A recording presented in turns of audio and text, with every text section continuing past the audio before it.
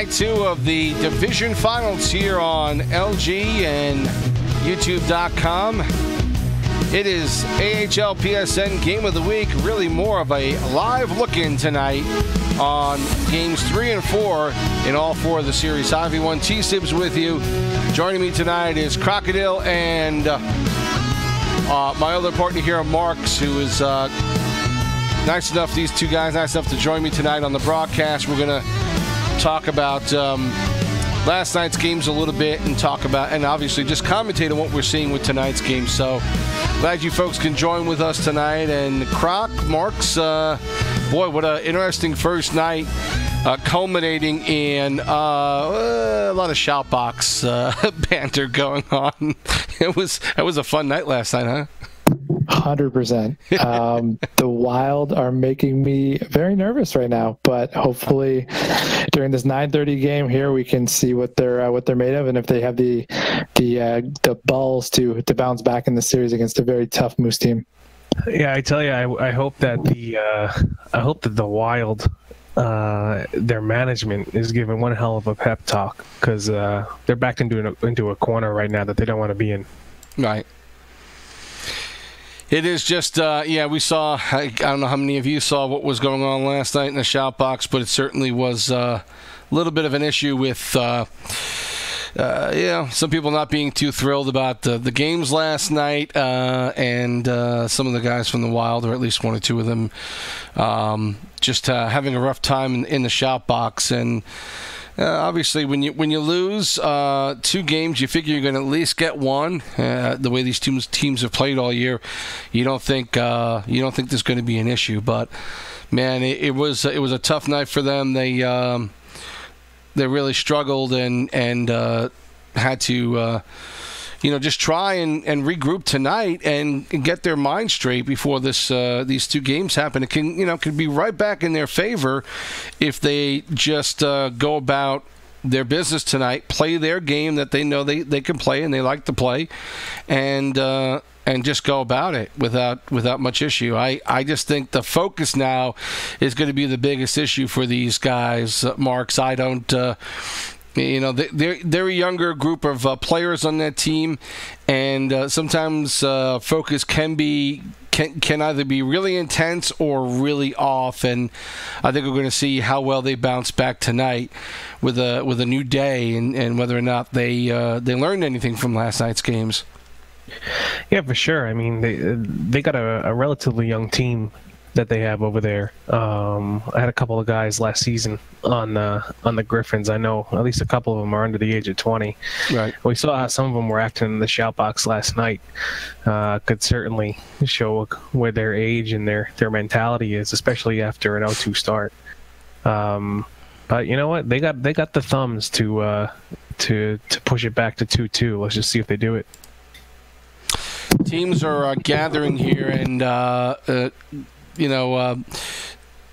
some good goaltending last night, Krok, especially in those Wild and Manitoba games. I think we saw Hershey and their goaltenders last night played well. Canuck and Dirty Bird was in the loss, but he played a really good game. Their goaltending's going to keep this one in. That's another series. That Springfield-Hershey series, I think, is going to be incredibly interesting. But the division that you and I know, the Eastern North, it looks like Toronto is again just getting better and better every game, and they sure as heck showed it last night.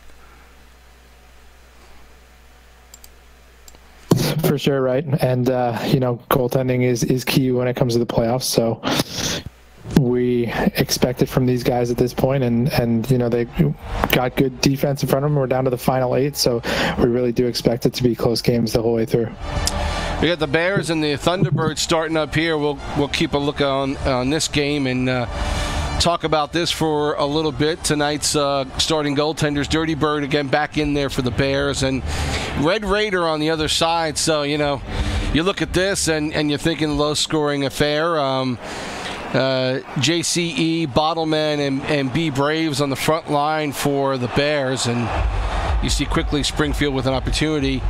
Cujo, Lunchbox Hero on defense, as we mentioned, Dirty Bird and Ned. On the other side for the Thunderbirds, Tater, Please trade me an Apparition up front, Horacine and Corey, or 72 on defense, and Red Raider in net. I tell you what, I read off these playoff teams, Markz, and man, I just saw, even at this point, even after one round, we just see a ton of talent every night now. It's kind of crazy how talented the AHL is now.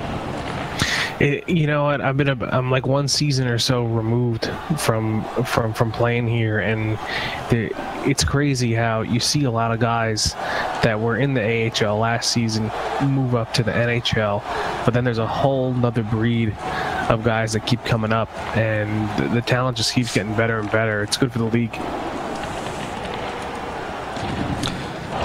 And so far, no score here. Want to flip around, see if we got any other games going on. Toronto already out to a 1-0 lead against the Americans in their game, as we're taking a quick look here to see what's going on in this game. Toronto on the attack again. Based on these lineups, you know, I think we expect the Marlies to win tonight. It's their top line going against, you know, Indicat. I think, you know, Toronto's definitely put their good line out tonight. I've been in this situation against this team before. You know, definitely don't feel. I definitely feel sympathy for the guys in the Americans tonight. This is a tough line. Yeah, Soul, Deer Hunter, and Williams have been solid all year long. Looped and Crazy on defense, Fishy and Ned. I mean, it's good of a lineup as you're going to see. Looped has been not only a great defenseman, but he's been such a good weapon on the point all year long. He is really a good offensive playmaker, and you know, whoever he's playing with is smart enough to know and use him that way. But he gets back. He doesn't get caught up, and he's a rarity where you can play that kind of offense and still, you know, provide the defense that you're back there for. Yeah, I mean, kind of surprised that he's in the AHL, to be honest, though, after the way he's played this year. And I think we'll see mostly graduate unless they take management. I think Luke has really proved that, you know, he's probably above and beyond this level of play. But, you know, it's really nice to see that kind of guy come in and produce and do so well. Defense is a hard position. I'm sure Markz can let us know a little bit more about that. But, you know, sometimes it's more risk than reward for sure. Springfield and Hershey still no scores. You can see. Go ahead, Markz.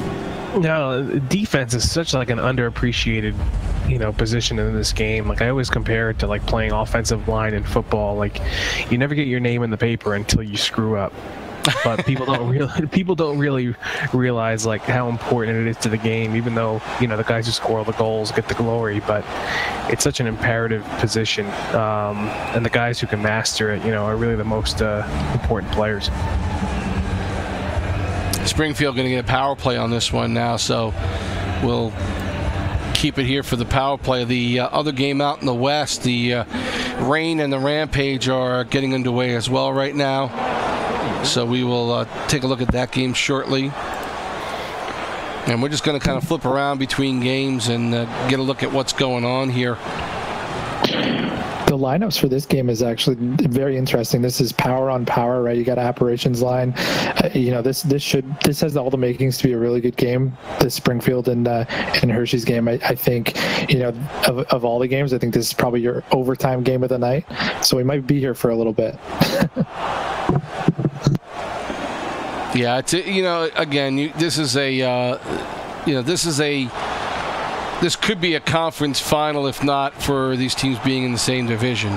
It's another one of those where I think maybe, you know, you could make a case for it. The Marlies certainly would argue that, but you can make a case that these two teams are right up there in the top 3 or 4 without question in the East. So, you know, really good matchups here. And I think in some past seasons we've seen some second round matchups, some Eastern Conference finals that were subpar. I don't think there's any question about that, but you know, other than the fact that the Americans got in the way they did and maybe Syracuse deserved to be there, you've got solid matchups all around. Rochester's going to really have to do something miraculous to get themselves to a point where they can beat Toronto in that series. I think a lot of AHL players probably don't like the seeding of this. I know it's been a hot button topic. I think a lot of people were upset that the Moose and the Wild were playing in the second round. And I think that goes for the Springfield and Hershey game as well too. Like you said, conference final probably in a normal year. Moose and Wild, as you see now, just getting underway. About a half minute through the first period. We'll stick on this one for a little bit just to see what's going on here because it is such an interesting game that's going on, and we want to take a look at how these guys are doing in this one. So that lineup in that one, Matt the Cool Cat Beast and Chegg up front for Iowa, and then Stav Nitram, who've been really solid on defense back there, and Leafs in net. And then you got Pez and Layden on defense with Dr. Nasty on the other side for the Moose. Snowy, Nazi, and Lobo up front. So, yeah, you talk about two power lineups, boy. 100%. This is, I'm going to go as far as saying this is probably the game that the Wild need to win if they want to get back in this. These are their guys. Matt's one of their guys, and there's a goal right there. That's good stuff. Good passing on that play. They're moving the puck really well, and it was looks like it was Beast there who put that in at the end.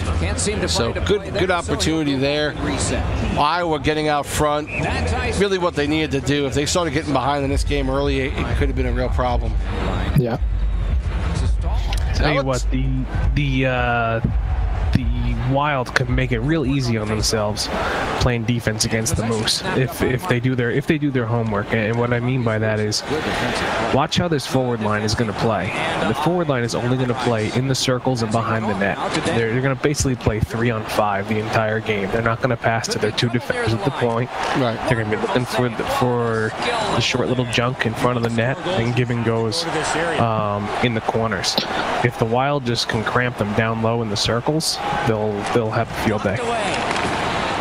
One change in this lineup, though, a very late change. Arch Mangus is now in net instead of Dr. Nasty. So that's as well as Arch has played. Still, Dr. Nasty's been pretty damn good, but Arch has proven to be a damn good playoff goaltender, and you're really not losing much of anything there. No, I think they have two starters on this team, and I think the same can be said for the Wild. I think whoever starts goaltending-wise, it's probably a wash anyways. They're all four goalies in this series are phenomenal. I think it really just gets down to those forward lines, like we talked on the show on Sunday, right? It's right now we're seeing power on power, and it's really just going to be up to the defense, like Mark said, right? It's got to shut the forwards down, and the Wild just got to do their thing. They're going to score goals. They know they're going to score goals. So it's just, you got to just go out there and play some defense as well. And the loose puck gathered in by if you watched the games yesterday, especially the one with Tommy, whoa, that was a good long shot that almost got past Leafs. Those type of shots, man, those drive me mental. Those are killer. I think what they did to Tommy yesterday. They understood what kind of play he likes to do. There's an opportunity here, and they know Tommy likes to spin, likes to back in. They had three guys on him the whole time, and they frustrated the hell out of him. And I think that's part of what you heard last night in the shout box was, Tommy, really hadn't been shut down by anybody. Great save there by Leafs. Wow. Toronto picked up another one. Iowa's moving the puck up the wing. We got 2-0 score in that one then? 2-0 Toronto. Okay. That one to Badji-Holahi. Yeah, feel free to chime in with the updates as you get them. We're going to be flipping around between games, but we can't look at everything. Unbelievable. This is puck not going in for the Moose just yet. They get close. Yeah. Good use of the stick, broke that pass up. Carried through the middle. Just need to be careful. You get possession and just do your thing, right? That's a great zone. That was amazing. Nice spinner, Emma. I think, like you mentioned, it's kind of a Tommy thing, but any way you can create space for yourself on that blue line, push the defense back. I think it's valuable, right? It's like a power play entry every time. That's what the Wild strength is, man. They're young and they got great thumbs, and what they do is keep dangling that right stick left and right, and baiting you into penalties. So if the Moose can stay out of the box, you know, they'll be able to keep in it. Nice play by Jay Layden to help out in the crease there. There was a lot of traffic. He was able to help Arch a little bit there. Picks it up in his own end. Oof.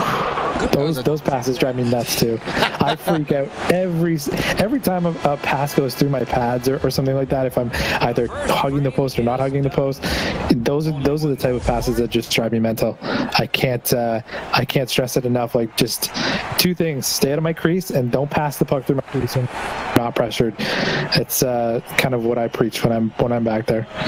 Ontario and San Antonio, we're taking our first look at them right now. They are just into the second period, a couple of minutes, no score.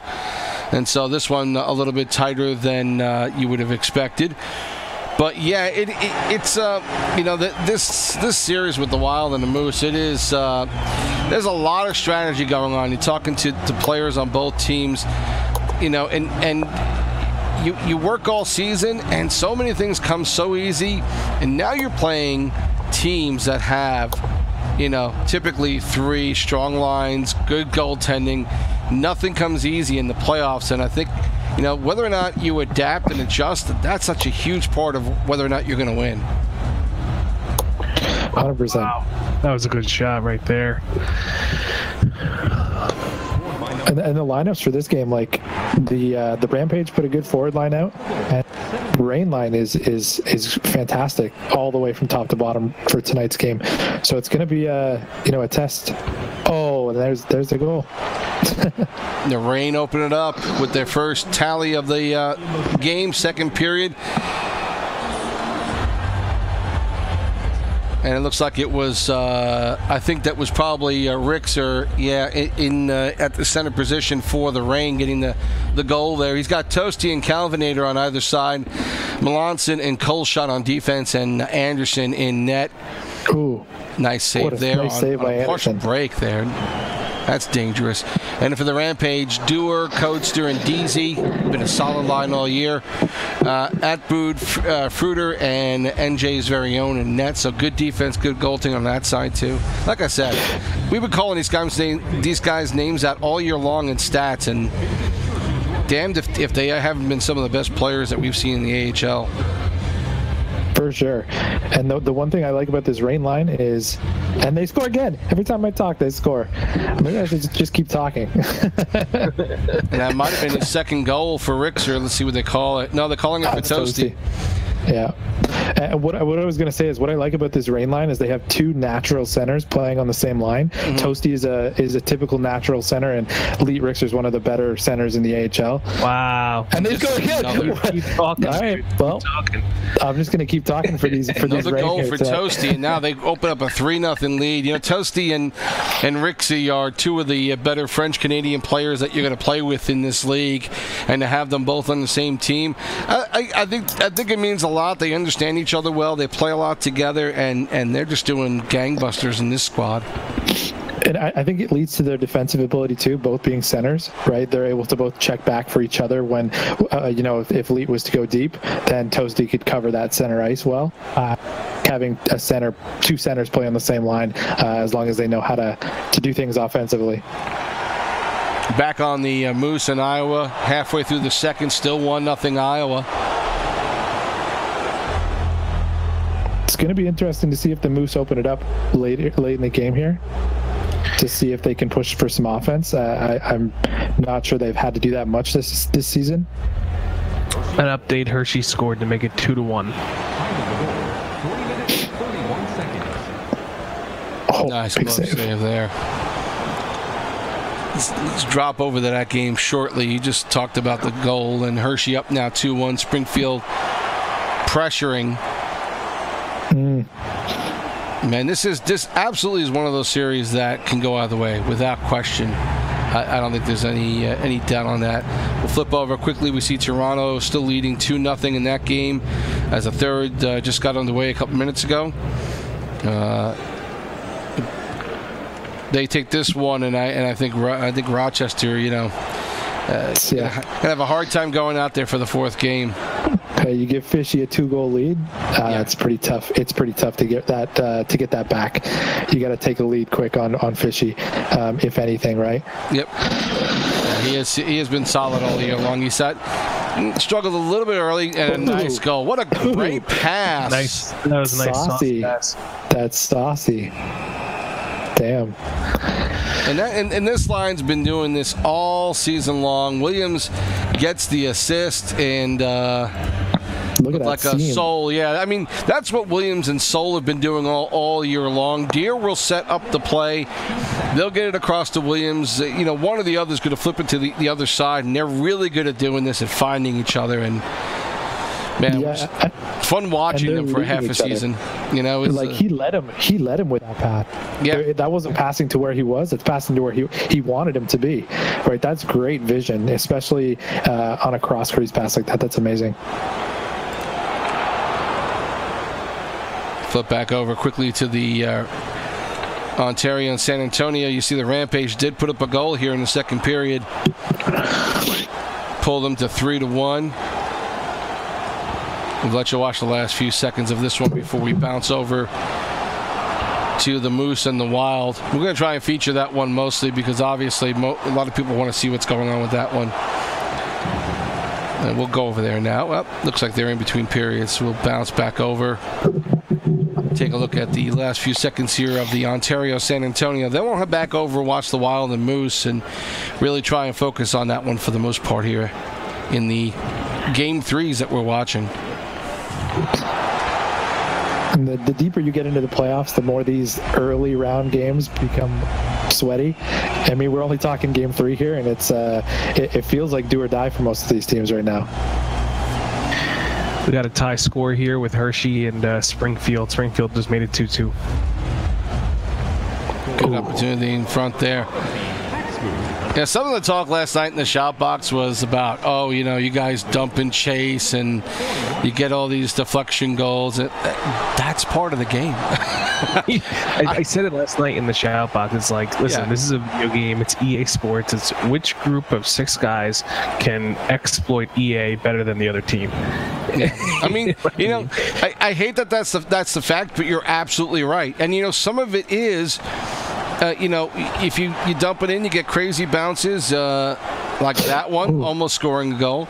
But it's all part of that, and it's also, don't do the same thing over and over again, because good teams will figure you out and will block you. And that's kind of what happened to Tommy last night. Now, he better figure out something else he can do and mix it up here and there, because if he keeps on trying to do the same thing, if he keeps on trying to back into the defense and spin and misdirected passes, that's great, but you got to mix some other stuff into that. Otherwise, you're going to be a 1 or 2 trick pony, and that's not going to cut it. Getting yourself to the final. Well, he's put himself in game 4, I think. So we'll see how he responds. Nice save by Arch. Great glove save. And just to hit another point on the EA stuff, I mean, it happens in real life too, right? You saw the Jets and the Preds in real life a couple of days ago, where the Jets just got dominated all game, and they still ended up winning the game. Like, it happens, right? Yeah. Happens in real life. It's going to happen on the game. Tips and rebounds and stuff like that. That's all part of hockey, right? So you got to way to defend it. This third period is closing out, and nice save there, keeping this one together. Some big gloves tonight. Good play by Dirty Bird. We're down to the last half minute here in the third. This game is tied at 2, so let's stick with this one for a little bit, and we'll get back to the Moose and Wild in a little bit.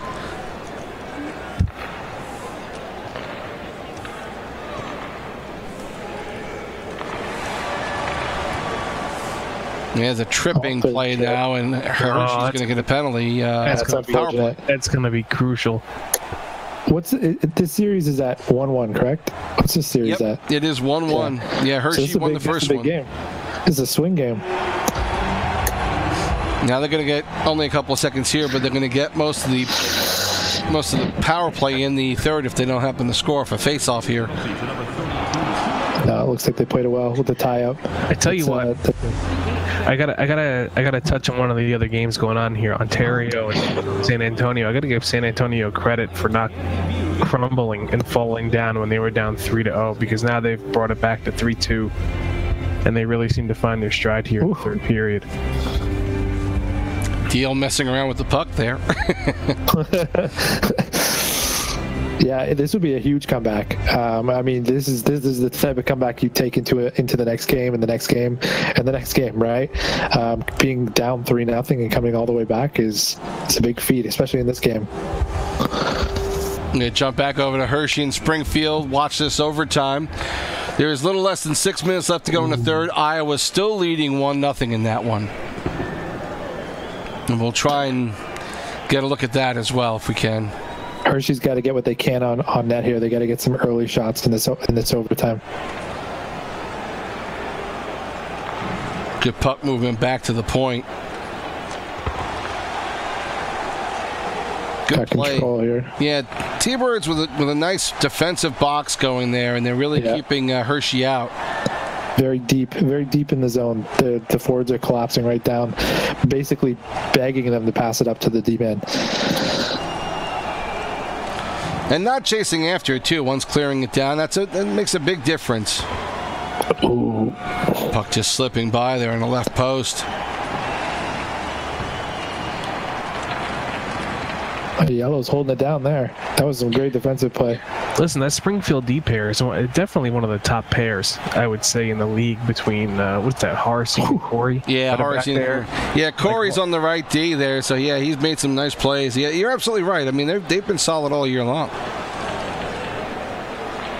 Harsing is no joke. I remember putting bids on him last season as a GM, and he just got too expensive for me. He's one of those big regrets that I had that I never paid a little more for. Wow, shot advantage is really heavily in Springfield's favor right now. Manitoba's got a power play coming up here right now with 5:05 left to go. They're still down 1-0. Now another penalty coming up. It's going to go against Springfield. Hershey's going to get another power play. Giving him an opening.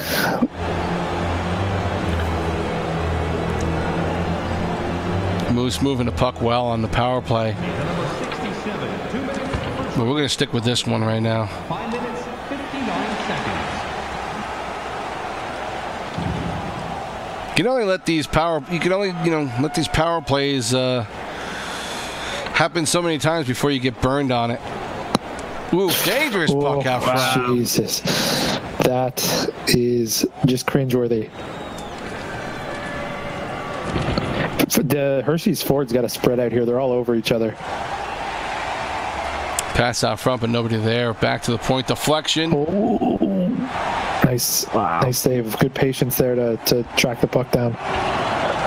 Looks like somebody DC'd on that. It has to have been a goaltender if it was a DC. Unless Layden himself lost connection. Not sure. We'll try and get some word on that. Is that the Moose game? Yeah. Oh, man. Layden is out of the game. I don't know if he's the only one. Good opportunity in front. Hershey almost putting it in there. Puck is still loose, and now back the other way. This could be a 2-on-1. Partial. Oh, he's got some room. Killed off another penalty, and now Springfield trying to work on a beautiful pass. And a fantastic goal on a great pass, and that looks like it was Tater who gets the game winner on the left side.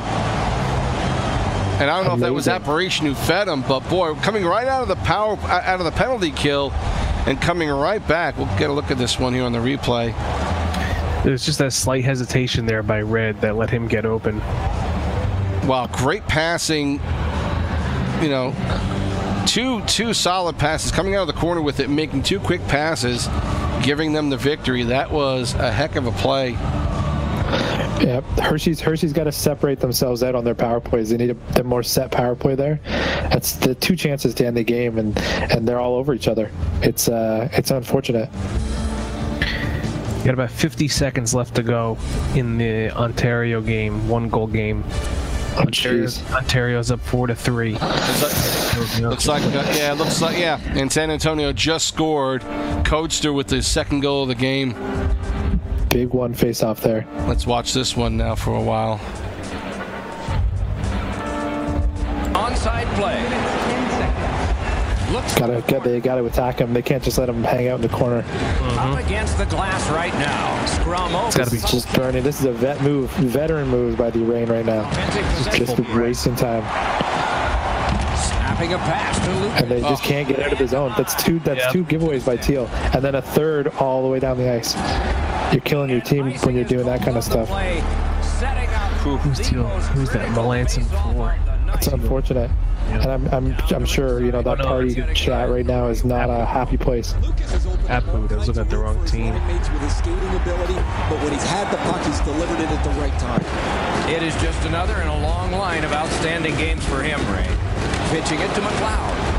Oh, A penalty. there you go. You got a man advantage with 12 seconds left. Need a big face-off win here. This is where being a center, this is what you live for. Earlier in the game, this is the biggest one thus far. Nope. Let's see how Tie up. Here we go. get through there. Hold Oh, on. Turn the the traffic. Big save. save. That's going to be it. Richards has it on his stick. That's a rip. Get it out of there. And That last possession there where they couldn't get it out of the zone with 30 seconds to go. Yeah. Just holding on to it, too. That was the dagger. You have 3 chances to get the puck out and you give it away twice and you throw it down the ice. You know, you got a minute left. You got to have your set plays. That's when you break them out. Now, we'll just look at the stats here of the Springfield-Hershey game. The Toronto game is over. I don't have a final score, but I believe Toronto took that one. We're looking at a little bit of the stats. Chris West wound up having a couple of goals in this game. Tater, Horror, and Corey. Shout out to Corey. 5 takeaways, no giveaways. Damn. That's good stuff. That's very good stuff. Usually defense, does a little bit better on that, but that's damn good. Yeah, not giving it away once. Like we mentioned him on that penalty kill, doing work in the corner. He had a good game. It looked like, and Springfield looked like they dominated the play in terms of shots on net. The Moose are gathering in their locker room again, so I'm assuming it was one of the goaltenders had to have disconnected. That's the only way I believe that you would restart a game, even in the playoffs, right? I don't think there's any different rule about that. No. It would have Yeah. to. They probably either played it to the. I don't know who DC'd. I don't know if it DC'd in the middle of the third or what. It was getting the last couple of minutes in the third. Yeah, I would think it would either have to be a goaltender or if Jay Layden lagged out, then they went to the end of the period and then they reset. Just to recap on that Marlies game, 2 win for the Marlies. The Deer Hunter had a hat trick and 2 assists. So really showing up for tonight's game.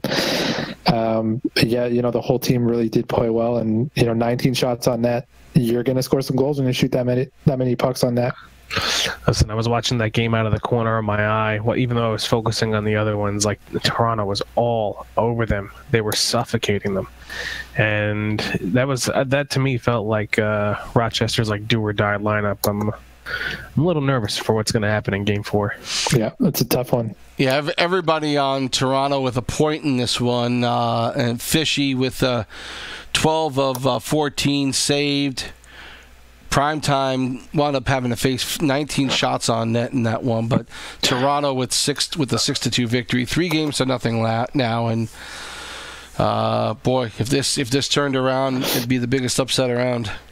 Just to double back on the Moose game, JMM says the game was glitched and kicked everything. So interested to see what's going to happen on this restart. That's very interesting. So on the restart, is it 1-0 still Iowa? I'm not sure where it would start, or if are they gonna burn the time down, because that's not good for the Moose, right? Because you're gonna have a short end of the period. So I'm not sure what's gonna happen here, especially with whoever takes a penalty here. Well, if it kicked everybody, then does anyone take a penalty? That's the thing. That's a good question. Like I would think probably not. If everyone truly got kicked, I don't think anyone would take it. Now, I'm looking back at the video. We've got the game back up. They're starting back up again here. But they were down to 420, it looks like, oddly enough. Yeah, they're going to kill this time. Yeah. They've got to move around or else this is going to be a problem. Yeah, it looks like it glitched out about 419 when they lost connection. And they just lost connection again. Well, they got to move.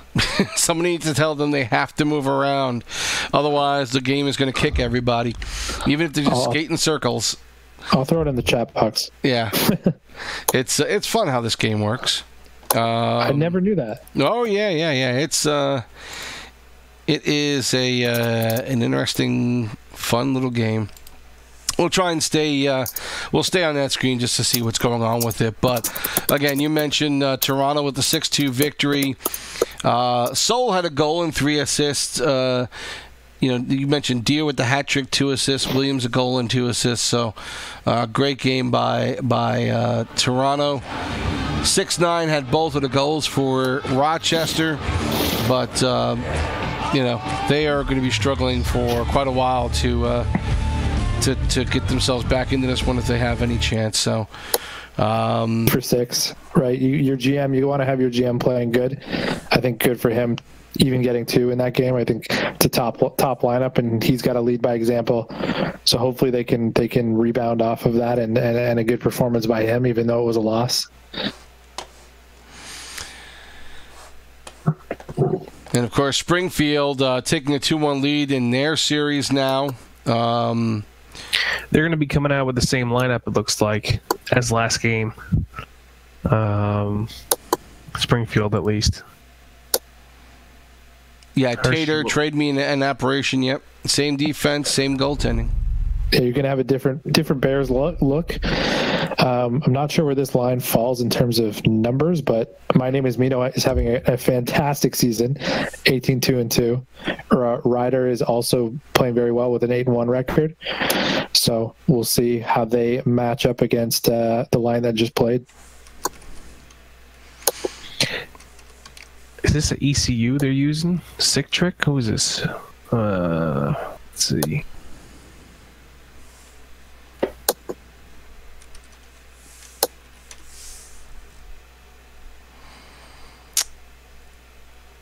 So if the entire game glitched out for this Manitoba Wild game, I would assume that nobody is taking a penalty.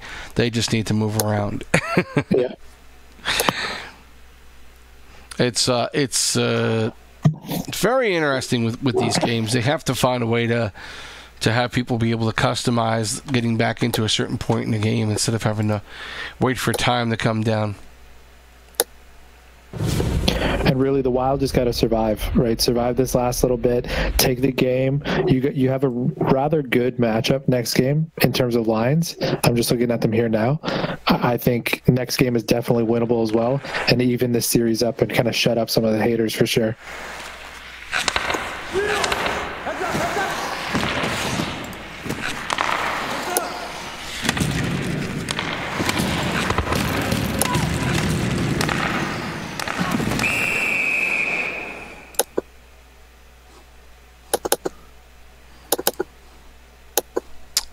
Well, we're going to take a look at this game. And they lost connection again, so not sure what's going on here.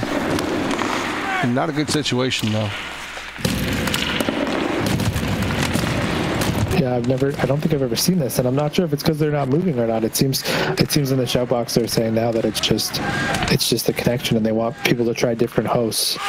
So I'm not sure this would happen during a playoff series like this in a very close game.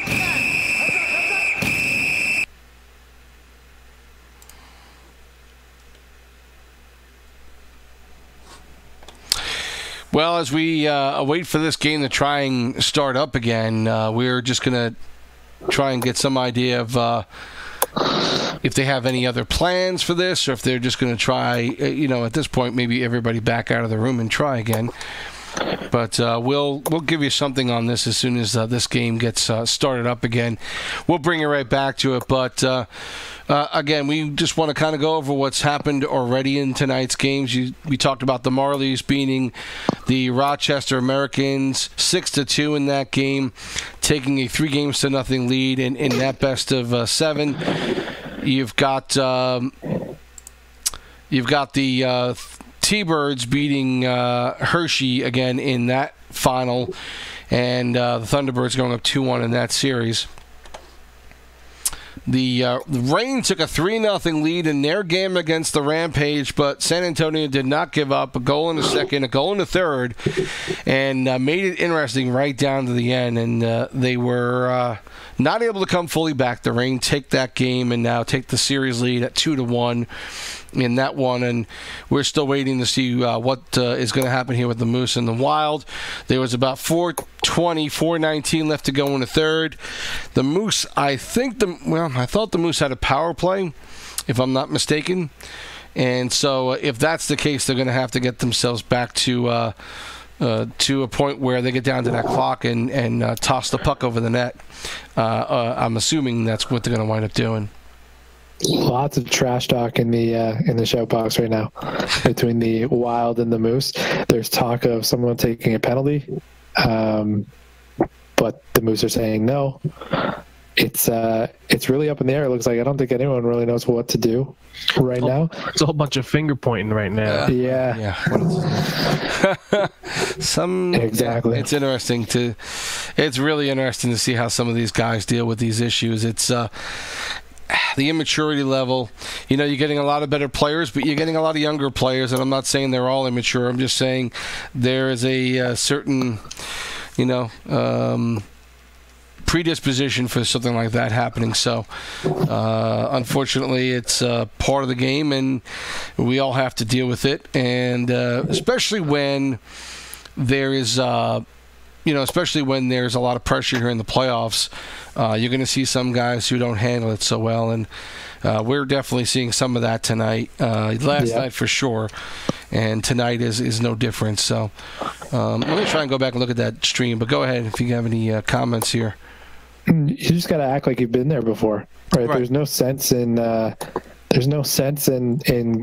arguing and pointing fingers and calling people trash. Like, the game's not over yet, and there's guys in the shout box right now saying, you're trash, and it wasn't you'd be losing. And I don't know when goalies didn't belong to a part of a team. Right. I mean, they're all on the same team, right? Sure. The goalie's got to be just as good as everyone else. So it's kind of a weird thing to say. But I guess we'll see what happens. And, it's a Manitoba player who's kind of going off right now. So maybe a little bit of frustration coming through with a 1-0 game right now, and not being able to finish it out or try and tie it up. It's rough. Well, the Moose definitely have the upper hand here when it comes to playoff experience. You got a lot of guys that are returned from the past 2 seasons. What are they, back-to-back AHL champs? Yeah. I mean, you don't get there by mistake, and you don't get back to this point by mistake. And they've been here before. They know the pressures. And if there was any team that needed to stand up to the challenge of facing the Iowa Wild in the second round, I think they'd be able to handle it, especially with all the shit talk. Yeah, I'm just posting. I was just looking at Layden's video again. So there was 4:20 on the clock, 1:15 left to go in the Moose power play before the glitch out happened. So that's really what they should be getting down to. Maybe try and take a penalty at about the 5-minute mark, and then let it go from there. That's really what they should be doing. Yeah. Hopefully cooler heads will prevail, and the managers of both these teams can figure it out. At some point, somebody's got to make a ruling, but do we even have AHL Boggs anymore? Well, Rico, I think, is still around. I don't know if anyone else has been named just yet, but I know they're working on it. Yeah. I mean, at this point, these guys are going to point fingers till they're blue in the face in the shout box. Someone of authority's got to come in and say, let's go. Let's get the game going.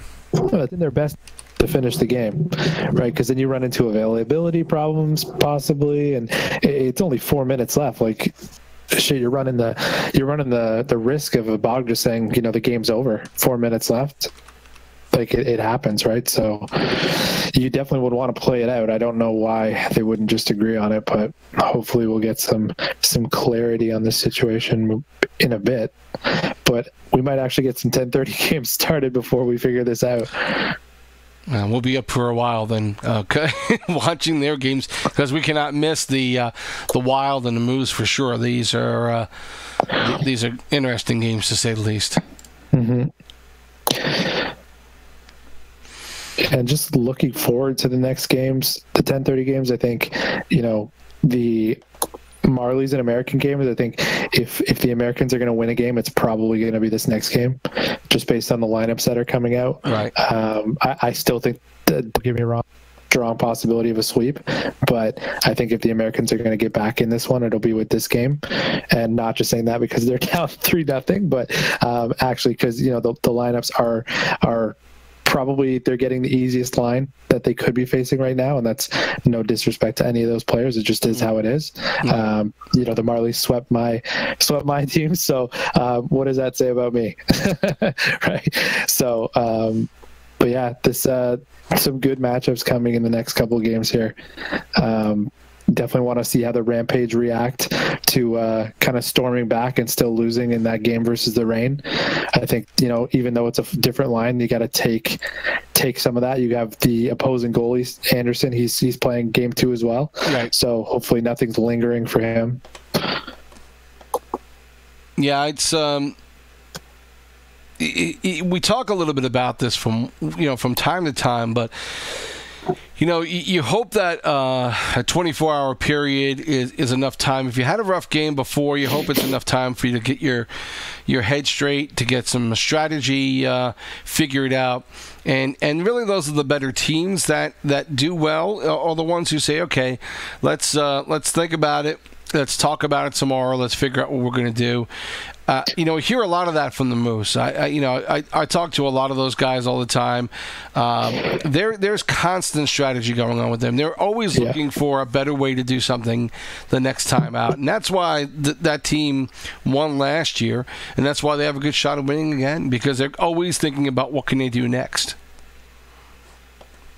Looks like one of their guys just dropped completely out of the room there. Whoever's their right T. That's interesting. They might have to ECU him. Well, Jay Layden is not going to be providing the stream because I think he was not able to restart. Yeah. So he's out. Hockey Brady seems to be in, I think. Who's got the stream now? So, so Arch Mangus is providing that now for us. So we'll obviously put that up for you guys who are watching the broadcast. And just give you guys a link here to look at as well. But it's going to be a struggle to get this one back. I hope this isn't a sign of a bigger issue with the servers today. It is Monday. We know what happened last Monday around this time. So to me, it just looks like it's one guy. Look, Hockey Brady's in there now, so they're going to ECU him. I mean, with this, you know, like you said, Moose are, they're a veteran team. I think at this time they just got to tell this right D, just hang back and let us do our thing, right? Don't pinch up, don't try and force the issue, and just, you know, play defense at this point. I mean, it's a tough ask, right? Being down 1-0, 4 minutes left in a game, you're on the power play, and you got to bring a guy in cold, essentially. That's a tough ask for anybody. I recognize Hockey Brady's name, but I can't remember from where.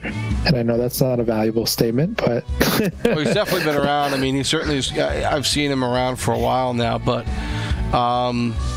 So now they have to sub out a defenseman. They had a power play going, so does this cancel? Have they decided this is going to cancel each other out?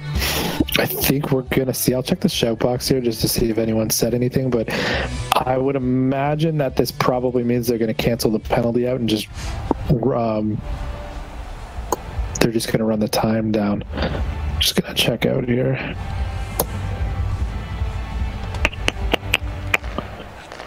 I'm not seeing I'm assuming that they figured it out between the two managers. But let's see if this actually works. Well, again, guys aren't moving much, so we'll see whether or not that's going to be a problem. Yeah, and Tommy actually had said in the shout box, he said that only applies to drop-in games, and people don't actually get kicked out in club games, so it shouldn't be an issue. So I guess we'll see what ends up happening. But this is great. This is great TV right now. And so it's Jay Layden is the one who got replaced, right? At lefty. Yeah. Yeah, they brought in Hockey Brady. That'll be interesting because the next game, the 10:30 game, I know Jay Layden and J.K. Hank they're either best buddies or they're brothers or they live in the same dwelling, so they share internet. That could be a game changer. That'd be interesting. That'd be interesting to see if the Moose are going to have their right wing for Game 4.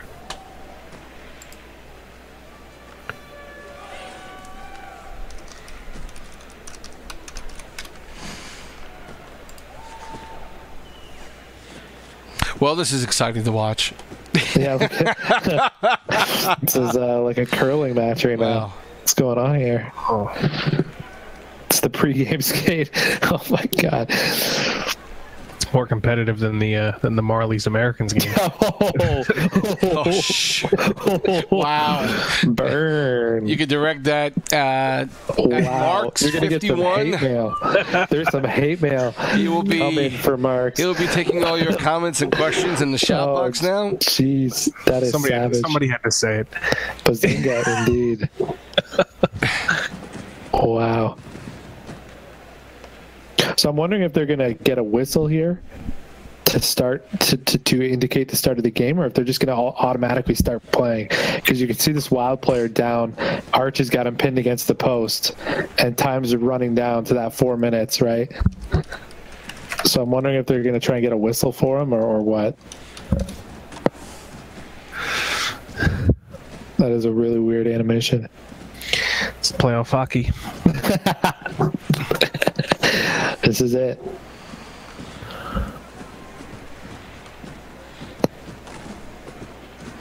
Well, glad you guys are still sticking around to watch this. Okay, Some we of got to you be are, getting out some of of you are town here not. soon.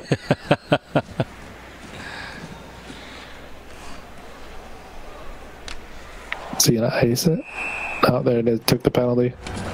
So they are going to take their penalty, and I wonder if they're going to just start from now. Going to kill off a little bit more time. See, I find that interesting because there was a. Oh, looks like they're going to kill it off. They lost a player. Yeah. So they're trying to go. They're trying to go one man. There we go. Game on. All right. 1-0. It's gonna be a quick period too for the Wild, so that plays into their favor.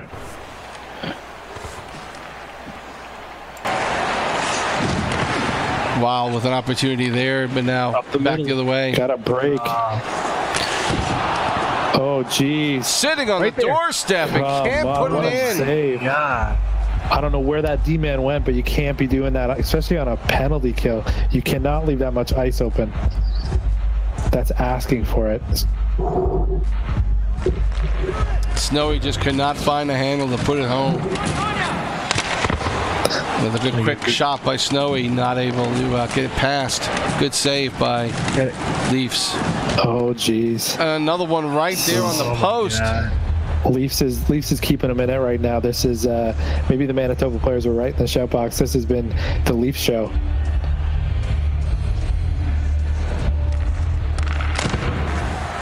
Big block. Under 2 minutes left to go here in the third. The Moose needing one to tie it here. Oh, good pass. Wow. They're getting their chances, man. They are certainly getting their chances in a quick period, too. Oh, geez. Good pass, and they're going to call a timeout here. Yeah, good call. It's a veteran move. But yeah, good. I mean, good quick passes. But Leafs knows what's coming. He's being very proactive in getting to that side of the net, and is not expecting. Is not surprised by anything that's coming his way. And fair play to both goalies. Like Arch only let in one goal, right? Usually when that happens, you get a win, right? 1-0 type playoff game. It's rough. You gotta be able to score. So it's tough. I mean, you go up 3-0 and you're not looking back anymore. Only goalie here. So Arch has gone to the bench. Can Manitoba get back in there again? Can't push too hard up. Puck out of the zone, and that's going to do it for the Moose. And so the Wild get back in it with a win here. Curious to see the trash talk that's going to be in the shop box now. Big win on the road for the Wild. Well, very interesting. They talk about, and you see 5 shots there at the end of the third period for the Moose, but not able to put anything up on the board. So the Wild have pulled within one game, 2-1. And look, we watched a good portion of this game. Leafs, I want to see the final numbers on this, but he absolutely kept them in this game. They wanted to talk about Dr. Nasty doing that for the Moose yesterday. I think Leafs doing it tonight is the big example that we've seen in this series so far of a goaltender keeping his team in the game. Really. If I think if the Moose had like another minute to 2 minutes of playtime there, I mean, they came into that restart with some serious momentum. I definitely think they could have potted one and tied it up, but it's not the case. Wild players are really getting on the Moose players right now for losing that game. I don't think that's the right strategy to be doing. Do not poke the bear or the Moose in this case. That is not a back-to-back Calder Cup winners. You think that they haven't faced this type of adversity before? I think it's I don't know if it's becoming of a team to be doing that kind of stuff, but I guess we'll see game 2. Well, I think a 1-0 victory is not something to be pounding your chest over. It absolutely is a nice victory, but again, that was Beast and his line. They only put up 1 goal. They got great defense and great goaltending, and that's what got them the win. They could have easily lost this one 3-1. So, they've got plenty to still work on. I wouldn't feel that comfortable about it, but certainly a must-win that they wound up pulling off and doing a good job in getting it done. And now we're going to see where this goes in the next game. Arch is scheduled for this next game. I don't know if the Moose are going to swap again, maybe put Dr. Nasty in. That may very well be the case. Jones is scheduled to go on the other side for the Wild, but he's already played one, so they may throw Leafs back in there. We'll see how that works. I would 100%. I mean, judging by the way he played that game, I mean, you ride the hot hand. Jones is amazing, but Leafs just stole you a game. Right. He just stole you that game. You got to, that's something as a manager I talked to Gally about this year. I said if I falter in any way and my backup's playing good, you throw the backup in and you ride them because playoff series are short, right? There's no time for loyalty in the playoffs. Right. Just lineups initially right now are Go Hawks, Tommy, and Fizerk for the Wild up front. Nitram is now switching to the left side. Omnicidal on right D and Jones in goal. For the Moose, JMM and JK Hank on the wings, Max 20 at center, Killer Sound and Pesdemic on defense, and Arch in net. They're allowed 1 change before the game, and we'll see if that happens. And this is probably the third line for Manitoba, I would think. Very good deep pairing with them, though. Kill Sound has been amazing so far in the playoffs. And Pesdemic is a former teammate of mine who is amazing as well, too. He's a number D-man in his own right on pretty much any team, I would say. So it'll be interesting. You throw a really good deep pairing out against Tommy again. He's not going to get an easy matchup here from a defensive perspective. So if the forwards on this quote unquote third line can clamp down on him again, it might be another frustrating night. I'd like to think that a guy of Tommy's stature should be able to do something this game and not get as frustrated as he did last night. Right. But we'll see. I mean, this is going to be another great game. Bears and Springfield are getting set up. I see the Bears are almost fully in their locker room, so we'll see. We should be seeing this game starting up soon. No other stream yet. What we're seeing. Let me see. I know Toronto had one coming up. So let me just. I think I know what their stream was, so we may be able to get them on here. I think omnicidal on Iowa is going to be an ECU on defense, but we had him last season on the Griffins. He's a tremendous player. Mm-hmm. Yeah, he looks like he absolutely was not in the original lineup. So yeah, he's going to be ECUing tonight. Who do we have insight as to who that was supposed to be? I don't remember what I saw earlier today. Okay. What's his scouting profile from what you've seen, Markz, from him? You said you had him on the Griffins last year. Well, what's his game? He played a left-handed left wing for us, so he's an offensive player. Right. So I'm curious to see. He's going to have that. He's not going to be offhanded since he's going to be playing on the right side, so he'll have that good lefty stick as a right defenseman. But I haven't seen him play enough defense to give a legit grade on him. But I know he's good whenever he plays. Let's take a look at what he's done this year and see if he was active or not. I think he was management down in the C. Down in the C. He was a draft pick for the Detroit Red Wings last season. Played a couple games with the Red Wings. He played a majority of the season with us on the Griffins, and then schedule conflicts led him to go down to the C. I mean, he was 7-1 this year with the Wild. It looks like. I can't confirm if it was with the Wild. I'll look right now, but 7-1 this year in the AHL. 10 points and a +8. So I mean, he can play at this level clearly. It looks like it was all with the Wild. He played a little bit of lefty, a little bit of right wing, a little bit of right D. So a little bit of everything. Yeah, he can play all over the place. I mean, you even look at his stats that he had last season, at least with Grand Rapids. He played, 13 games and had 37 points. Yeah. So, the guy can score. He's a good player. We'll see how he does on defense for Iowa. Yeah, he went 2-1 at right D this year. His only loss was as a right D, and that was to the Griffins. And on lefty, he went 3-0. So it looks like he can play defense, that's for sure. He played the Reign, the Barracuda. He played versus the Wolves as well, too. So he's played some quality competition. So I would think that he's probably going to slot in pretty easily here. I think the Wild management probably picked one of their better ECUs to play in this important game. So I would hope he does well.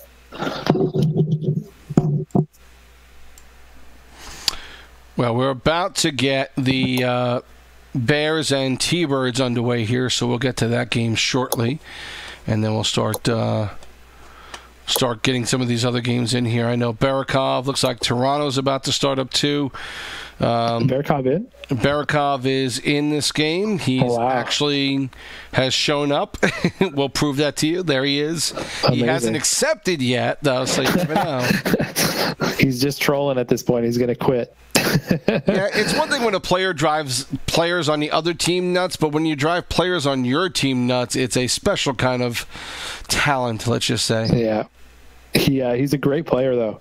Honestly, when he plays, he's a really solid player. Time up. So we'll see if he can step up here, get a win, and end this series. Winning it back. Let's listen to him a little bit. Liar. Oh my God. Wow. Liar, man. Wow, they're already talking shit. They're like, Barakov's playing? When a player drives players on the other team nuts, but when you drive players on your team. Good job. Oh. Yes. Someone turn off TSibs fucking stream, please. Whoever's watching that.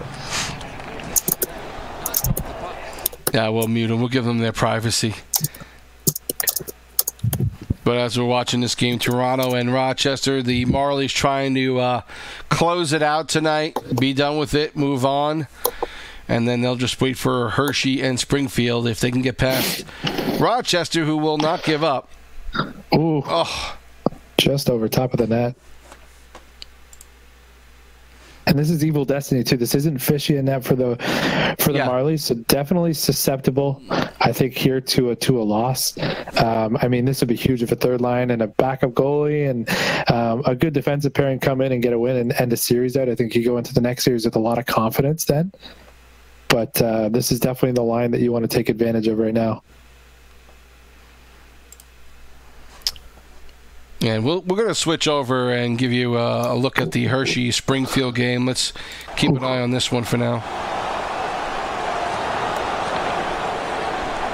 You see there, no score here in the first period. We'll get some of these other games on here shortly. Rampage and Rain are about to start up. Something that I noticed just on that last breakout, like lots of room for the D-men. Not a lot of forecheck for on the Bears side of things. I think they might be playing a little cautious here after the last game. So definitely want to monitor that. They definitely want to get on these D-men. Don't make it easy for these already good guys to just move the puck out. Ooh.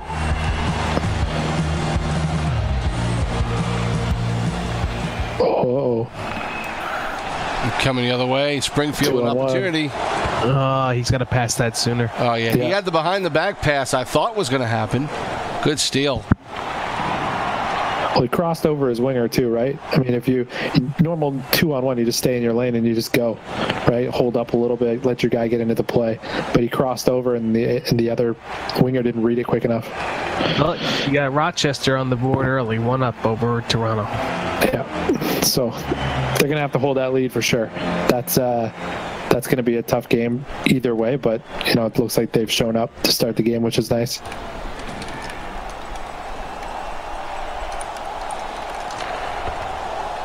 Big block.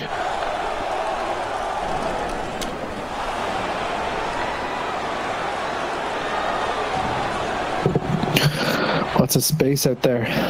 Looks like this one's a lot less, or a lot more space than the last game. Rochester just scored again. They're up 2-0 in this one. Damn. There we go, Rochester. Let's go. Scrappy underdogs. They're playing for their season right now. Absolutely.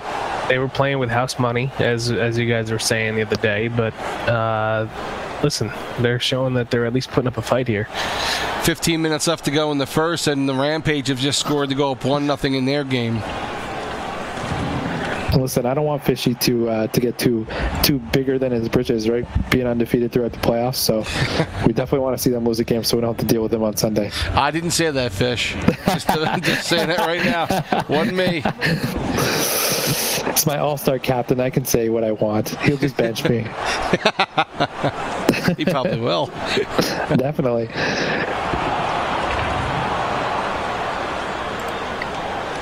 Springfield, as you see on the power play, not getting too much going just yet. They've got a minute left to go.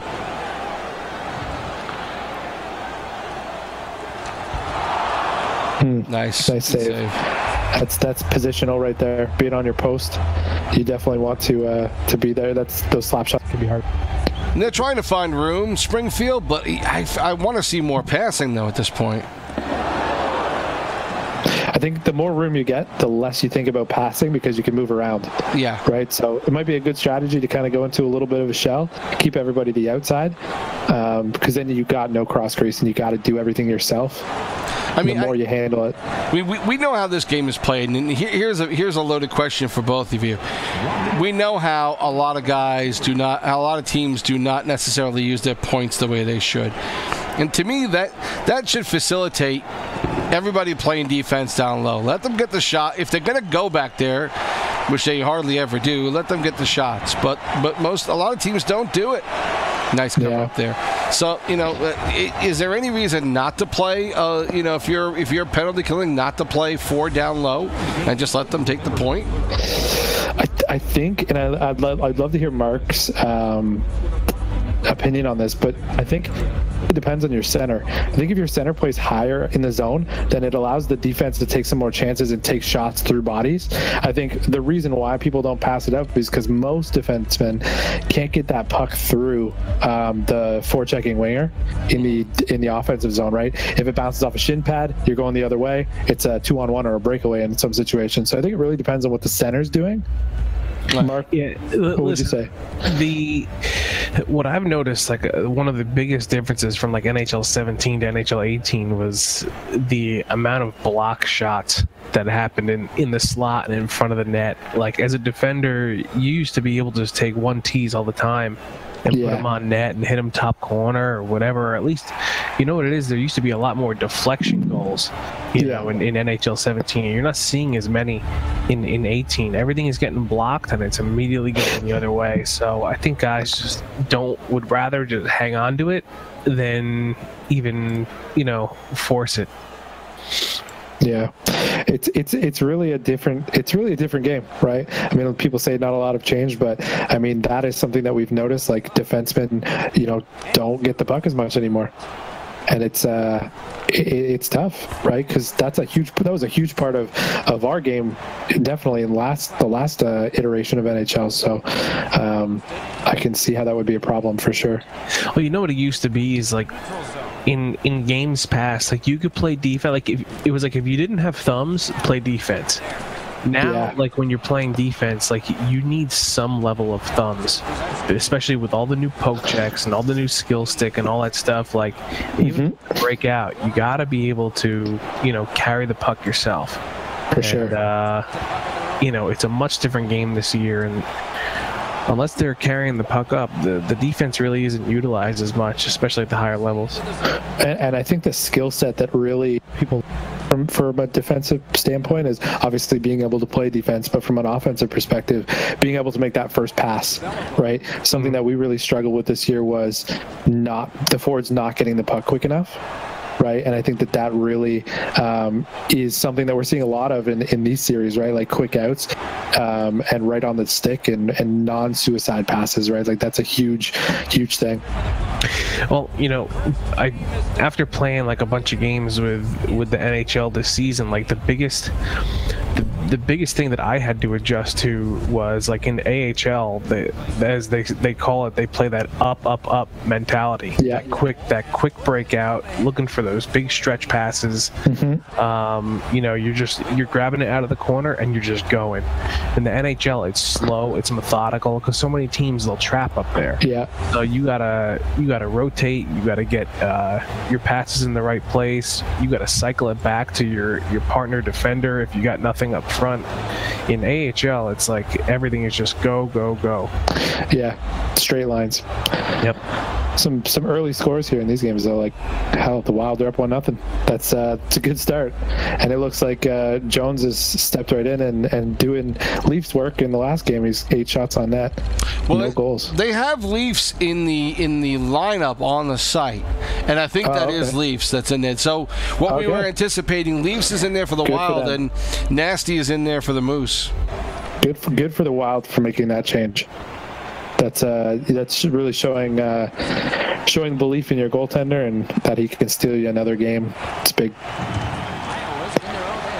We're watching that one right now as we are keeping an eye on some of the other games that are going on. I thought we saw San Antonio was up 1-0, correct? Yes, they were. That's a big. Rochester just scored another goal. They're up 3-0 now, halfway through the second. Can't help but root for them. You know, down 3-0, probably didn't deserve to be in this round, but you want to see them do something, right? It's just, that's hockey. Good opportunity there, and Nasty out of position there. He was maybe stuck, not sure, but Tommy able to wheel in and put one home, and now 2-0 Iowa here early in the second. Scoring 2 goals against the Moose, that's it's big. I think you feel good after that. Laid on to Kane. To the backhand and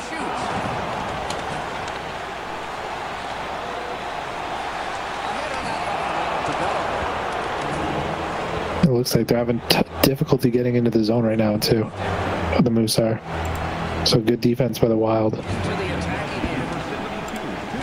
San Antonio still up 1-0 in that game.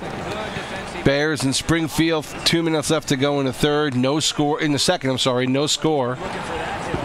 Oh. Ooh, Nasty's all over the place in this game. That's a real juicy rebound. Somebody's got to be there to pick that up. That's something that we haven't seen from him at all this year. Yeah, like he's looking lost in this first half of this game. When you start sliding that like that, that's always an indication that the goaltender's starting to lose faith in his defense covering. Yeah, and I think that's what's happening. The first couple of goals have gotten him to that point, and now he's just a little rattled. And I don't really see the breakdown on the Moose side. I mean, like, you're gonna face shots, or you're gonna face shots on net as a goalie, like, especially in the playoffs. I mean, like the Moose, they had so many shutouts this year with so little shots, right? Less than 10 shots for most of them. Right. And I mean, you gotta trust your D. Like, they've done it all year for you, right? And I don't feel like these chances have been the defense's fault, really. It's just being out of position and them getting a bounce. And we were talking earlier today, Dr. Nasty, I think they're in the regular season. I think the number was 11.3 shots per game, which is pretty much on the low side. It's not 100%. Single digits, but it's not a hell of a lot to face per game. And if you're giving up any more than 2-3 goals at the most, you're not having a good season. But he had 13 shutouts. Obviously, he did better than that, but still. Yeah. Sometimes maybe not facing a lot of adversity, and then you get into the playoffs and it's a problem. See how he adjusts. And I mean, as a goaltender, and I'm sure you would say the same thing, like there's some goaltenders that like facing a lot of shots, and there's some goalies that don't like facing a lot of shots. And I'm personally one that likes facing a lot of shots. So, I could see how it would be tough to play all year and face, 4-5 shots a game and expect to stop every single one of them because there's so little shots. Right.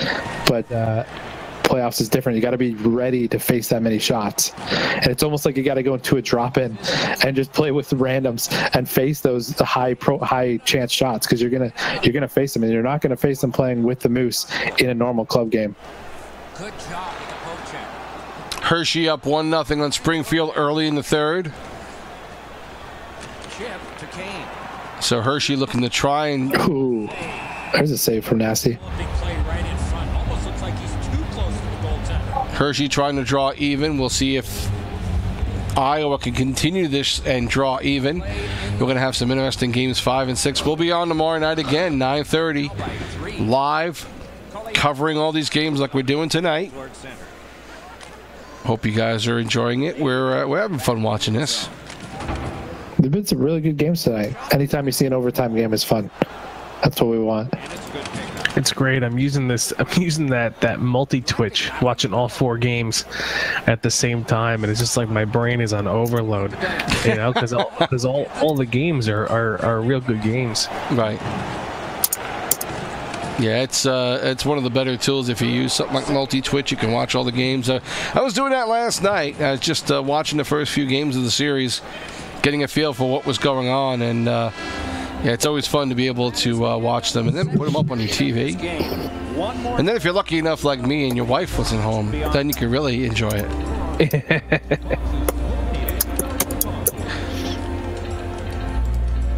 So second intermission, we'll switch over and take a look at the Rochester's still up 3-0. Springfield just tied that game up now, 1-1. We'll switch over there and take a look at that one for a little while, give you a feel for what's going on there. This has been a series, man. This Springfield Hershey's, they're going for blood. They're going back and forth.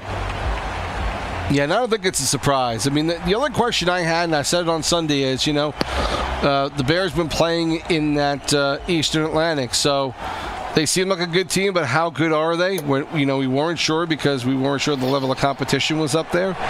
But they have played just as well as Springfield in this series, and I think we're finding out just how good Hershey is.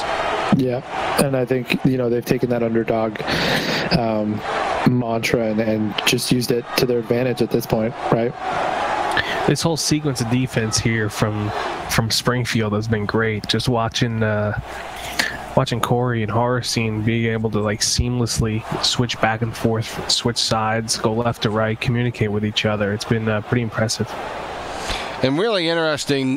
That was it was a really fun sequence, not just because of how well they played defense, but how well Hershey moved the puck around. I mean, that's the way I want to see this game played. Now a breakaway for Springfield, and they can't connect. But is it a penalty shot? Nope, just a penalty. Just how well Hershey was moving the puck. I mean, it looked like we were watching a real game there. The way the coverage was, the way the puck movement was. That's what you want to see. It's another. Oh, that might be a turned off.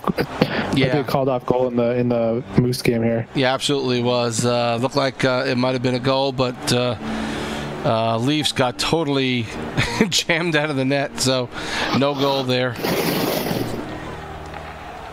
I'd really like to see the Moose start using all 5 players on the ice here. You know, the forwards, they're trying to do it all themselves, and it's turning into 5-on-3, and they're in the offensive zone. You know, use your defenders. Set up a play, you know. We'll keep an eye on that. We'll let you know what's going on with that game. Again, it's still 3-0. Ontario, San Antonio still tied up at 1. Ooh. Another great save there. Saves. Big saves. Those are huge.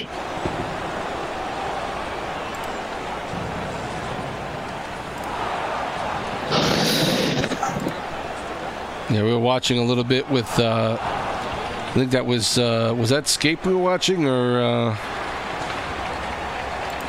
trying to see whose camera we had going on there. I think we're looking at the San Antonio. So yeah, it was Escape who made a couple of nice saves there. I tell you what, I expected a lot more goal scoring in this game when I looked at the lineups.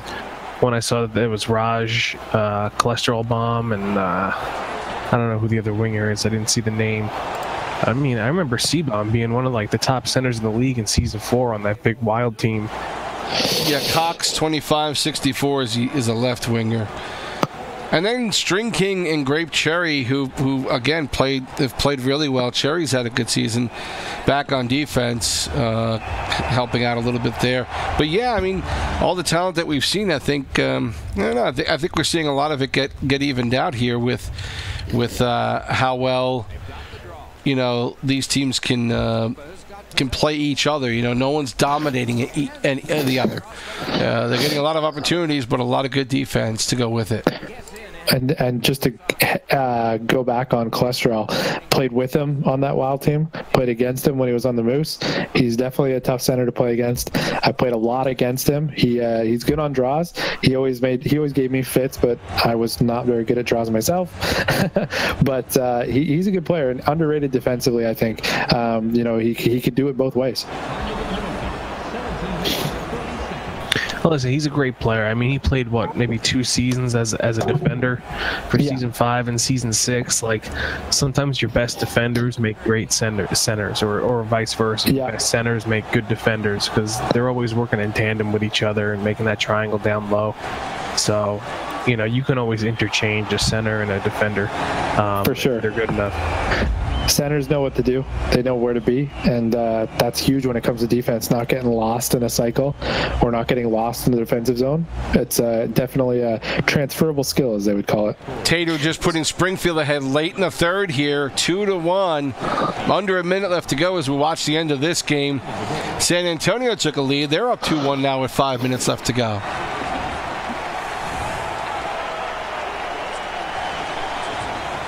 Yeah, to piggyback on that point, like, it's so hard to find, you know, like a quality two-way break center that's going to win you draws now. So many guys want to play like a winger and just forfeit the draws. That was a big reason why I went back to playing goalie, was the face-offs. You feel like you're letting your team down when you're not winning, and you know, it changes the whole aspect of a game when you can't win a draw. Last 23 seconds or so, they're pulling a goaltender. Empty net now for the Hershey Bears as they come back up, looking to tie this one. 11. Still looking for an open shot. A lot of traffic in the middle there. Wow. Puck just squirts by the left side. 3 seconds. Now in front, and a quick goal! Holy crap. On a backhander with 1.4 left to go to tie this one up at 2. Wow. Play to the whistle. That's what they say. Play to the whistle. That guy was all alone right in front of the net. Pulling the goaltender, too, to make it happen. We'll get back to that and watch that in overtime. Let's get back to the final seconds of San Antonio trying to take this game now with 10 seconds on the clock. This would be a big win for the Rampage. Puck controlled. Quick shot. Almost squeaks by the 5-hole there. 1.3. It's gonna be tough. Here we talk about face-offs. You need one right now. See what Escape does to make this happen. Face-off win, and that's it. San Antonio coming back strong. Now that series tied up at 2. Iowa Wild's about to take this game. They're 5-4, 3-2-1. Last couple of seconds here. That one, yep. And Iowa. A big win. They win 2 and draw even in their division, their series. The shout box is going to be on fire. Yeah, without question. Let's take a look at this overtime game. I'm going to be interested to see when this is over again for this Springfield and Hershey Bears team. It's a good series, man. We talked a lot about the Wild and the Moose, but these other 2 series are really, really fun to watch.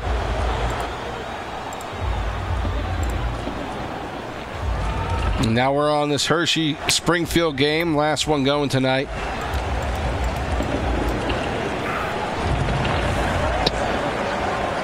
Let's see what Springfield can do.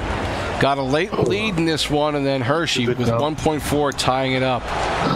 Put it on. Oh, puck on net. Still loose. Oh, my God. And now finally cleared out. These 2 defensemen on Springfield, these are the guys you want in these situations. They just did it in the game before. And easy breakout passes. Look at that, right up the middle. No, that's just, there's no reason why that should happen. The Bears are going to really have to cut down on that stuff. Can't give these guys easy exits.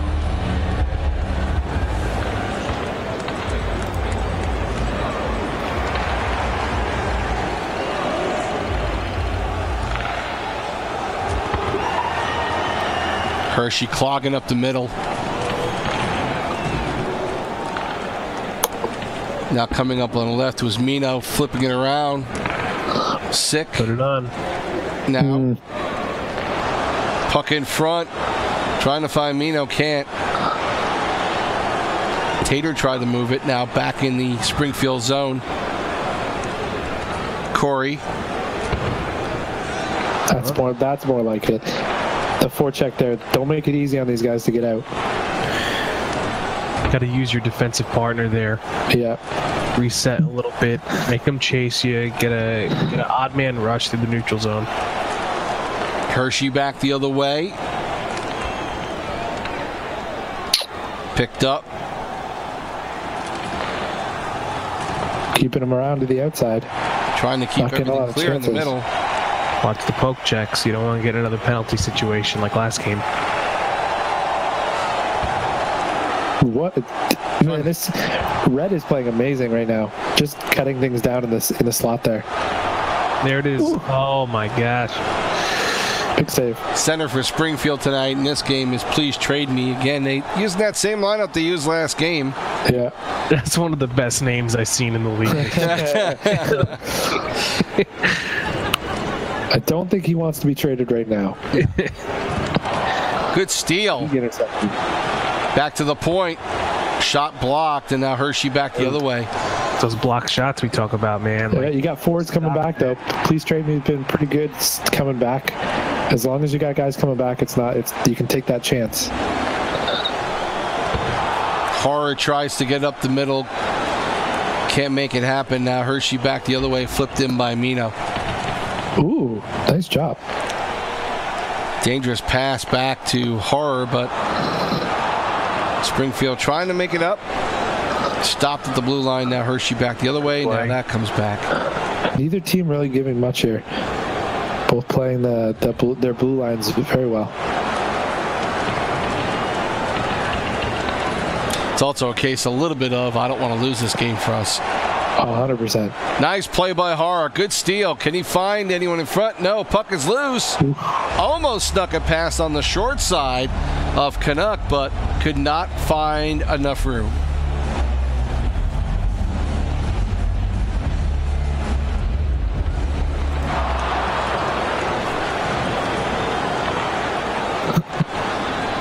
Hershey back out. Nino flips it around.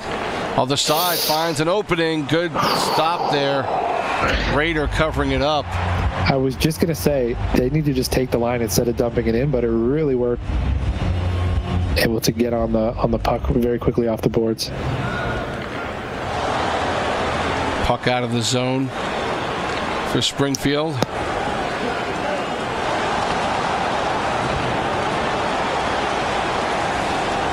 Might be an opportunity to try and flip it around, maybe dump it into the zone, maybe chase after it, something a little different. They're getting stood up on the blue line, but this face-off deep in the Hershey zone might help, but the Bears win it. It's a good play there by Corey. Yeah, there's nothing down that right side right now.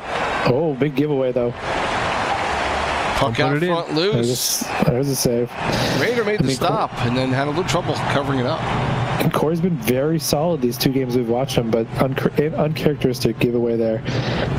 Probably not something we want to happen in overtime.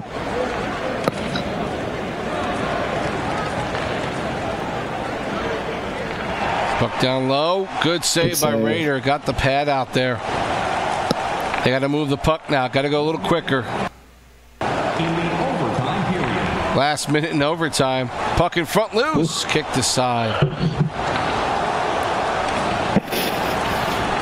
Again, the Springfield's getting a lot of movement here. They look good in the offensive zone once they get in.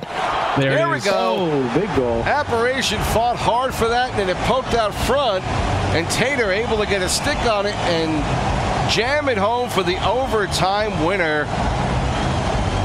And Springfield. It's clutch out of this line right now. Just playing great hockey at this point. Now a 3-1 lead in this series. And Hershey, you know what? This could be 3-1 the other way. It's been that close every game. Another overtime game for these guys. This one to go 7 games so bad. 7 games overtime, I could see it happening easily.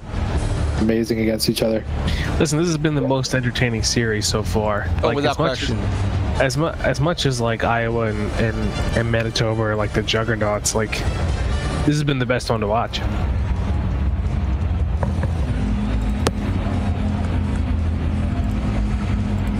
Well, you see the final score of Springfield 3 and Hershey Bears 2, and again another great game from these guys. Just an amazing night.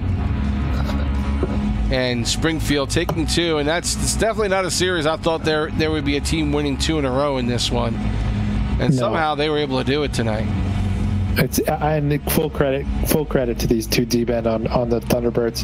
Horror and Corey, they played amazing tonight, and just moving the puck well, defending well. They really eliminated the cross crease, which is huge to win. So full fair play to them. Well, we saw a lot of interesting games tonight, and I'm going to see if we can get somebody on from the T-Birds to talk about this, their games tonight, and what they're expecting to do in the next couple of days. Overtime game in Game 1, a 3-2 win for Springfield, an overtime loss in Game 2. A Game 3 an overtime win for Thunderbirds, 3-2, and then of course this one in overtime as well. 4 overtime games. This one may have almost went to a double overtime, and man, this series, I think we all probably thought it would be one of the closest ones, but man, just amazing how well both teams have played, and it's been so even between the two teams. 2 goals, as you see, for Chris West in this one again. Sick Trick had a goal for Hershey, but yeah, just interesting games here. I tell you what, it's refreshing to watch like a hockey game, you know, like versus like what we talked about before, like who can be the better, you know, person to exploit EA. But that's why it's like refreshing to watch these games that are like that. Yeah, just well played games on both sides, all facets of the puck. You don't see a lot of really dumb plays. Goaltenders playing very well. It's been a great series. See if we can get. I'm still trying to get Corn on here. See if we can get him to talk to us a little bit.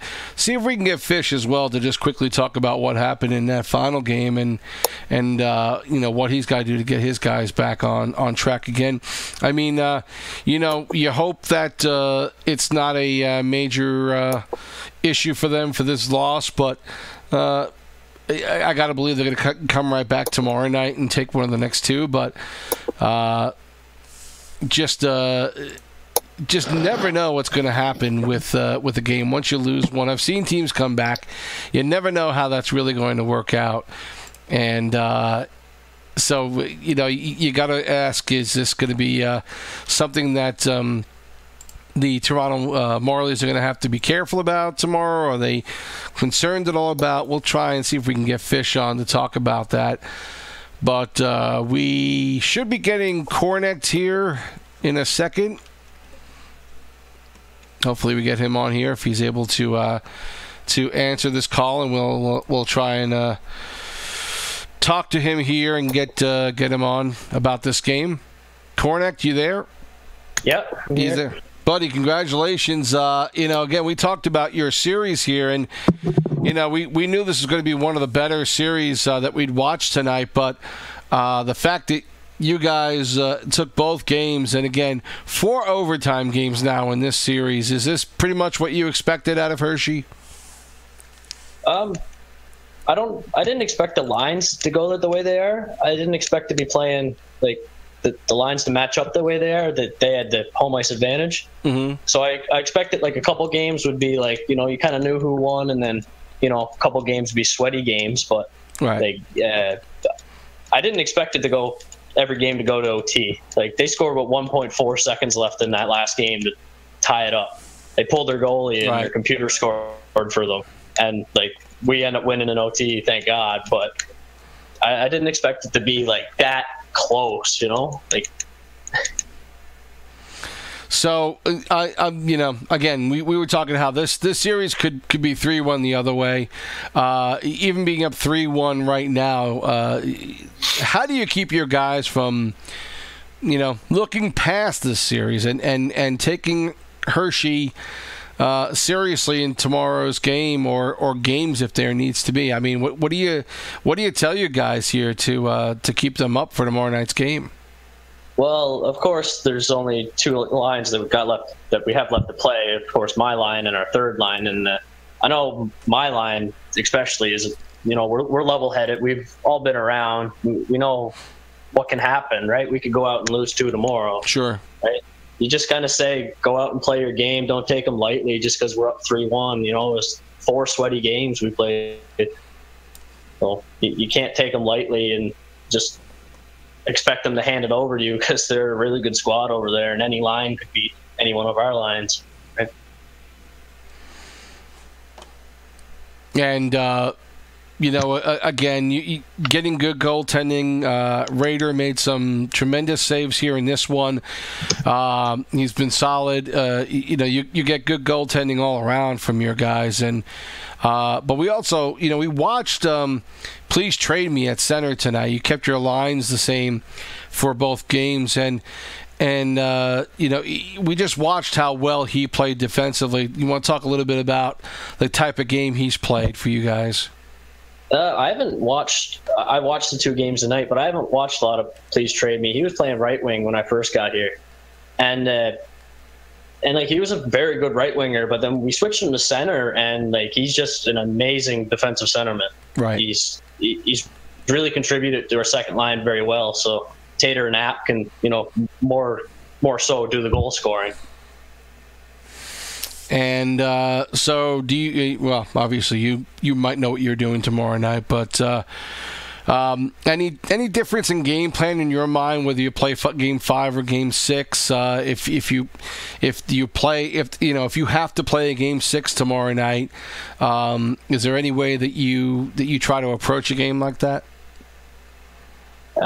No, for me personally, it's just getting ready. Once you figure out the lineup, you kind of think about the guys that you have and the guys that they have, and like every game you go into, you're like, oh, like this is going to be a sweaty game, or this is not going to be a sweaty game. But with both of their lines left, it's definitely going to be a sweaty one either way. Well, listen, best of luck to you and your team. Thanks for coming on, and congratulations on a couple of victories tonight. You guys continue to play some really serious hockey, and the way you go about winning these games and not giving up ever, I think is pretty evident through each and every player on your team. You guys have. You've stuck with it every second of the game, so congrats on a good team effort again tonight. Thank you. Take care, guys. All right. Have a good one. Cornect with us, joining us tonight. We appreciate him coming on.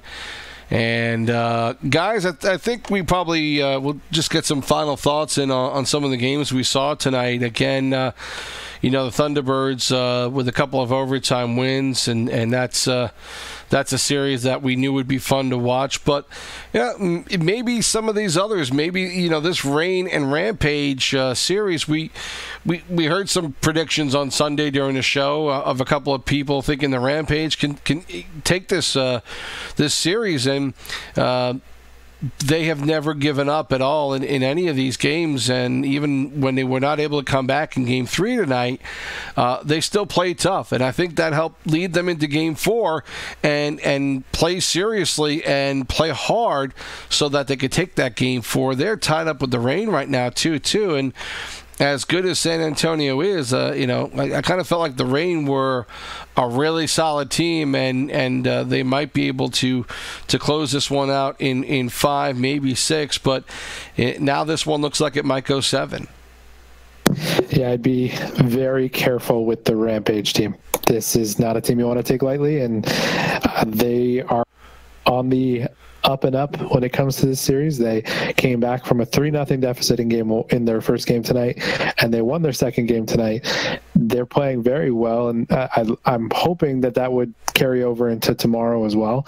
So I think the Reign are going to have all that they can handle when it comes to tomorrow, especially with elimination games potentially coming into factor after Game 1 tomorrow. So you definitely want to keep them on the forefront, and we'll see what the Rampage's depth players can do in tomorrow's game. I really think the Reign came into this thinking that it was going to be just a pushover, even though it is the 1-2 teams, in that division. Like, for me, the Reign they just exude that confidence, and I don't think they were expecting the Rampage to come out and play as well as they have. And in the other series, of course, let's finish up just with the Moose and the Wild. This one now at 2 games apiece, and the Wild, definitely had to play really hard tonight to get those 2 wins, but a 1-0 victory in that first game, and then a 3-1. They really took control of that second game, and it looks like the Wild really do have some momentum going their way right now, and the Moose back to the drawing board a little bit. Again, only letting up 3 goals to the Wild is pretty damn good, but they need to find ways to get the puck in the zone again and try and work on puck movement, zone entry of any kind, even if it is flipping it in, and getting opportunities in front of the net. But the Wild definitely had the better of the play tonight. Had to probably work the hardest they've had to all season long, and maybe guys, the Wild having to work this hard for the first time, really, maybe this gives them some idea of how hard they're going to have to work to get past the Moose and to win this thing. Maybe they didn't know that before tonight. Well, you gotta look. The Wild. What's the playoff rules? It's 2-6, and then how many times you can play? 2 and 6, and then you can play your third game in 7, right? Yeah. Anybody plays 7. The Wild have already thrown Tommy twice. Mm-hmm. They've thrown Matt the Cool Cat and Beast twice. Their top 3 scorers have all played their 2 games already. So wow. Let's see how they come out and play. For 5 and 6 here. And I think one of the players who has yet to play or still needs to play another game would be Go Hawks, former champion of last year, I believe, or the year before that. He was on the. So you're going to have some veteran leadership there. We all know Go Hawks. He's a fantastic player, a little bit of an enigma. But the pressure is going to be squarely on that line's shoulders to at least split a game tomorrow, right? You're going to really see what the Wild's depth can do. And this is exactly where we thought this series was going to be. I'm glad it went 2-0 for the Wild tonight because we want to see this one go 7. We definitely want to see this one go 7. And I'm telling everybody that regardless of whether you like the Manitoba Moose or the Iowa Wild, we definitely want to see more hockey from both of these teams because it's a shame they face in the second round. Yeah, and it is an interesting strategy to play your tops that quickly in the first 4, but I think the Wild feel like they can always steal a game in the next 2. And if they just take one of these next 2, they've got Game 7 and they've got whoever they want in that one. And I think that might be why they feel like it's okay where they are right now. Yeah, and they've got the goaltending to steal a game, like you said. We saw that tonight. All right, guys. Any final thoughts going into tomorrow night? We'll start with let's start with Krok on this. What are you expecting to see tomorrow night? We've got a couple of close series, obviously. Yeah, expecting to see some more overtime games out of the Thunderbird and the Bears. Definitely 2 more overtime games would be nice. I'm hoping that the Wild Moose series is split 1-1 tomorrow. The Rampage series is going to be really interesting to call. I'm not really sure what to expect there. I guess we'll see what the matchups are when they get confirmed tomorrow. And it's gut check time for the Americans. They're going to have some pretty good lines on the Marlies, so I guess now's the time to pull your pants up and go to work. Markz, if I'm the Marlies, I'm throwing that Deer Hunter Sold to Cold line in Game 5 and just close it. Yeah, you know what I mean. They're one of the only lines that hasn't played their 2 games yet. Just go out there, get it over with, and move on to the next one. The Hershey Bears, I mean, listen, we've seen that they've played well enough that they could make this 3-2, 3-3, and even force a Game 7. So I wouldn't be surprised if Hershey took 2 tomorrow and forced a Game 7. So that's how well they've played all season. As far as the other games, I mean, we've beaten it to death, but we all want to see the Wild and the Moose go to 7. Yeah. Just for viewing purposes. Like Krok said, it's a shame that it's in the second round. All right, gentlemen. Well, we'll see you tomorrow night. We'll take a look at these games again and have as much fun as we had tonight watching all this. Thanks for Krok and Markz joining us tonight. We appreciate you guys chiming in. Best of luck we'll see you guys tomorrow. And for the rest of you out there watching, you've been watching the live look-in of the Calder Cup playoffs right here on LeagueGaming.com and the YouTube channel. Thanks for tuning in for Krok and for Markz. This is TSibs saying so long, and thanks for tuning in today for AHLPSN on LeagueGaming.com.